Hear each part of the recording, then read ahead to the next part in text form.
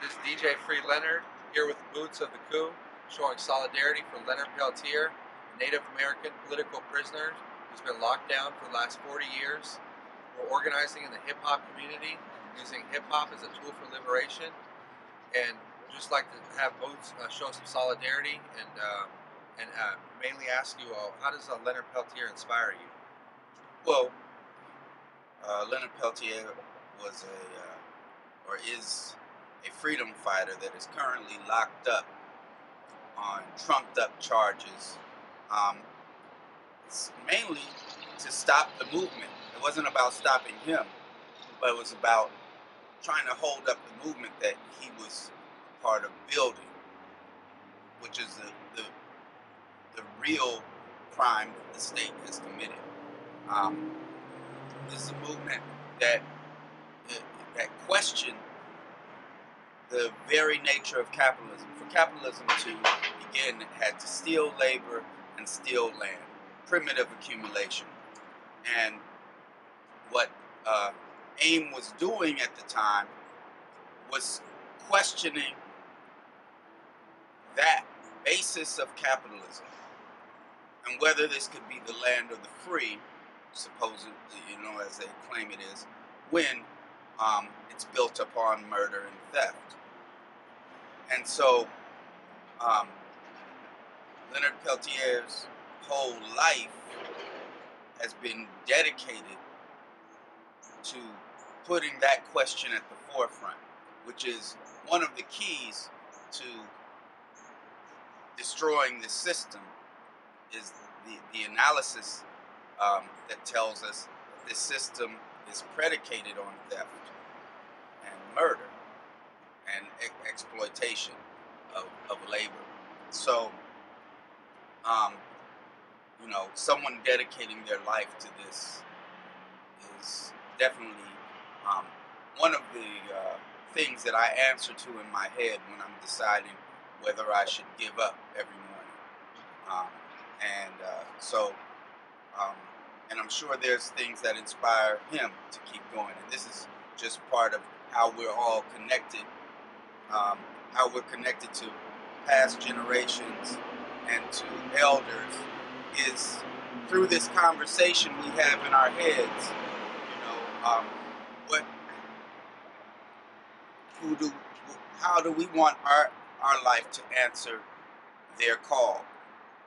There's a call and response that keeps going on generation over generation, and Yes. where do we stand in that? And so Leonard Peltier has been one of uh, those calls that I have to answer to with my life. Right on. As some of the viewers at home may or may not know, Leonard Peltier is part of the American Indian movement, and which is organization to fight for the sovereign rights and being as a sovereign nation within the U.S. And just to identify with that, a lot of people that those issues, people have a hard time identifying with those, and so. Definitely at the root of that is capitalism, as you mentioned, and what built capitalism. And so Leonard Peltier actually saying enough is enough, and as the Pine Ridge Reservation was being seized, was a land seizure to give the land over 60 corporations for all the energy deposits on the land. And during that time, the shootout occurred on the Pine Ridge Reservation um, with over 12 paramilitary groups that raided the reservation at this time. And Leonard Peltier was asked to come to Pine Ridge. He was in Seattle. He had an auto repair shop where he had community groups at night in the evenings when it closed down.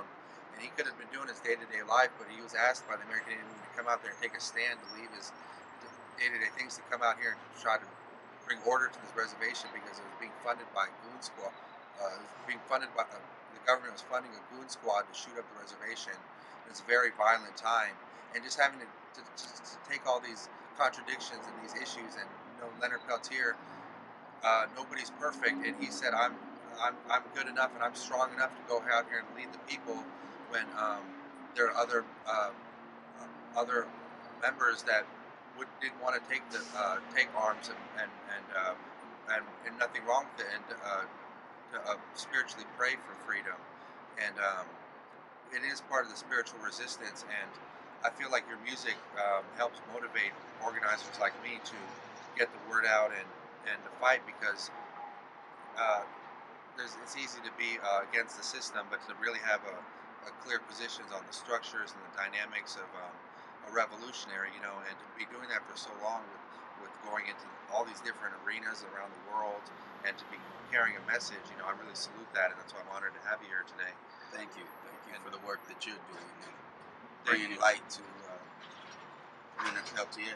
Have a lot of have you heard Leonard's name out there in the community a lot throughout the years? Like Honestly, not. I mean, not as, yeah, so, sometimes it's what he's the Green Party presidential candidate or a few peace and times. freedom. Peace Yeah, and freedom. yeah, Sorry. yeah, yeah. Yeah. So I've there's times when I um, wanted to vote on a local proposition, Hmm. but was definitely not going to vote for president. And I've clicked and I've checked off Leonard Peltier Hmm. as a symbol of not buying into the system. Right on. And Just to add to that, in 2004, Leonard Peltier was nominated for the Peace and Freedom Party president, and he received over 20,000 votes in California alone. And it was the only state that put him on the ballot, but just 20,000 while he's in prison, while he's in prison, locked up for over 30 years at that point. And that resistance, it runs deep out here. There's not that many platforms for everyone to raise awareness. So 2010, I'm saying let's use hip hop to get the dialogue going, and start getting more uh, uh, radio shows, more just because, well, we got something active going, because in cases of political prisoners, there may not be happening anything in the court system for there to be any news coverage on the case. So as organizers, we have to kind of generate that propaganda to counterbalance what's going on, that what we're being colonized with on a daily basis. And much respect to you. Thank you for taking your time. And are there any other political prisoners you wanted to shout out, or anything? well, Mumia Abu Jamal. Yeah, That's one. There's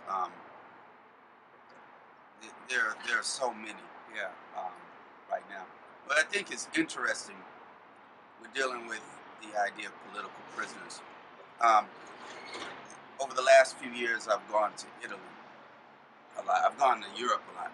In Italy, they happen to have had a strong radical movement for a while. Matter of fact, they were almost going to have a communist revolution, but the U.S. actually stopped, physically stopped them. And that was in the 40s. But so since then, they've had very strong radical movements, and um, so much so that they'll shut down big patches of industry. They'll, they have they have this whole movement of squats, which are actually there. It's not just about the squat, but it's about just having a home base for doing campaigns and things like that. yeah. So there are radical movements, and one of the one of the things that I heard as of like 10 years ago, um, a lot of times they stopped putting people in prison that were, for instance, in some of the more radical organizations, because they just kept getting broken out. Like, Yeah. so somebody that was a communist, if they got put in prison, everybody and all the prisoners would stay away from them, because they know at some point one of the walls is going to explode and they're going to go walking out, and they don't want to be near the exploding wall. Wow. Um, and so it just got to the point where then, of course, then the government would put these folks back in, and then more people would break them out, and then there was more going on the street. That what they were really worried about is the move, not just those leaders. It wasn't really a focus on, because it wasn't a focus on just those leaders that were in there, but it was a focus on building a movement that was viable. So what I'm saying is, I think one of the biggest things we could do to uh, to move forward in stopping there from being more political prisoners, and from and towards getting these political prisoners out is building a radical movement that's viable for stopping industry and shutting things down. What's happening? And and that and something that, while at the same time we bring light to folks like Leonard Peltier and Mumia and Asada, if there's a movement that's strong enough that keeps going, then there ends up not being the motivation to lock these folks up. Yeah. But but it becomes harder to get these folks out when there's no movement around other things, right? Yeah.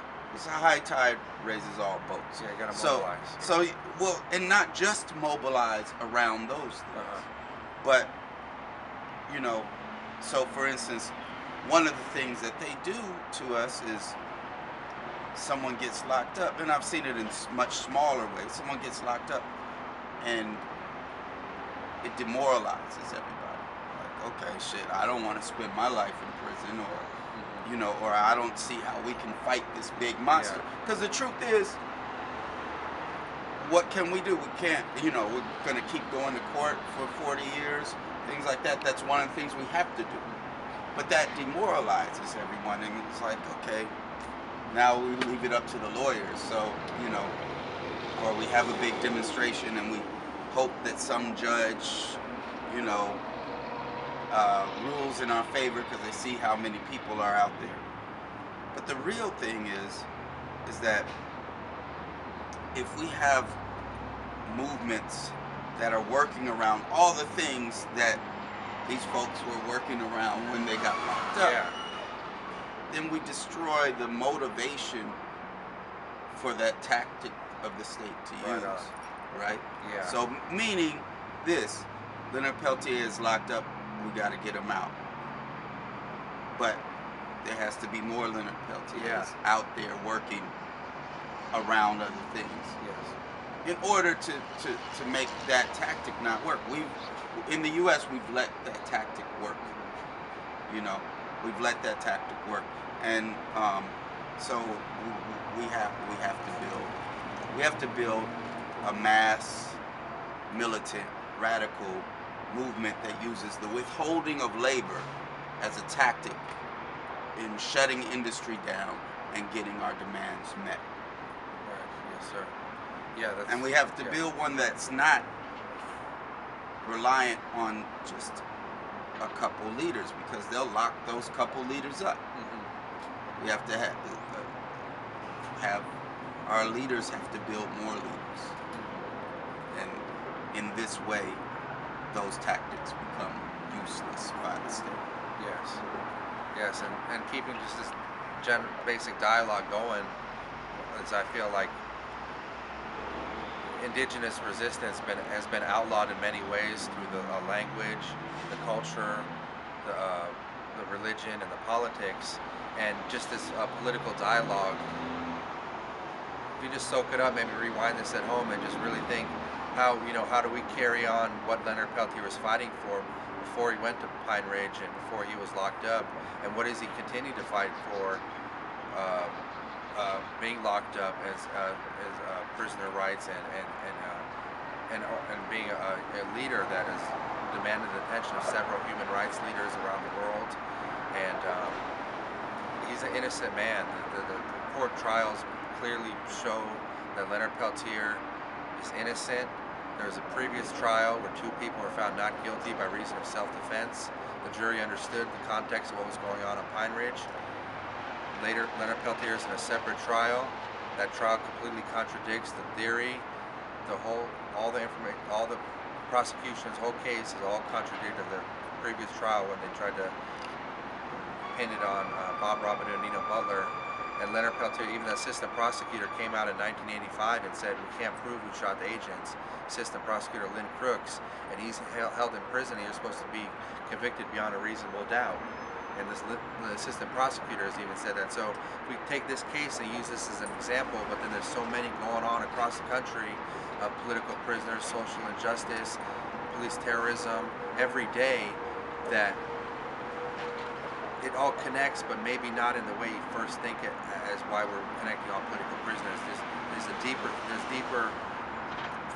things going on out there, and salute to Boots, and salute to all hip hop artists that use this as a medium to raise awareness, and as use this to organize people to get the word out for all these different injustices that are going on. Not just Leonard. There's so many different Leonard Peltiers. There's so many political prisoners and innocent people in prison, and that we don't hear about. His case is important, and Yeah. not just his case, in the sense of letting people know, how the state works when it's supposed to be freedom of speech. Yeah. How and as you said, they hired folks to break up this movement, and what we're everyone a lot of people are under the assumption that this isn't like these totalitarian systems we hear about, and it's not. The reason that it's not is because they lie to us, and they make us think that we have the freedom to do all of these different things, and the reality is we don't. We just don't do these different things, and as soon as you do something, they're stepping up against you. You could be, and the only way to fight that is organization. The only way to fight that is organization, and to keep building the movement. And putting his case out there is very important in shedding light on the dastardly ways that this system works. Definitely. And so I salute you for doing the work and putting it out there. Yeah. Just following in the footsteps of the OGs, the legends that did it. Okay, well, thank you everyone for joining us. We're going to keep it moving, keep organizing in the community. Free Leonard Peltier, free all political prisoners.